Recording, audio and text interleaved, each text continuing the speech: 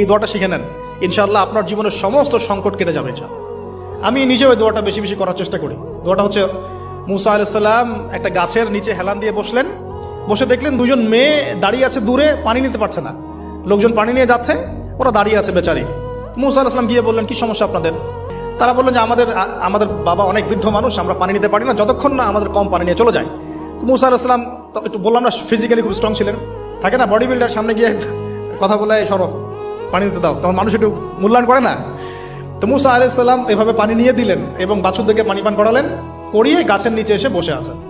বসে বসে তিনি দোয়া করছেন, এই যে দোয়াটা তিনি দোয়া করছেন, রব্বি, একটা নেক কাজ করলেন, নেক কাজ করলেন না, মানুষের উপকার করলেন, নেক কাজ করে এসে গাছের নিচে বসে দোয়া করছেন, আল্লাহ এখানে তো আমার খাবার পানি বাসস্থান কিছুই নাই, আমি কি করব?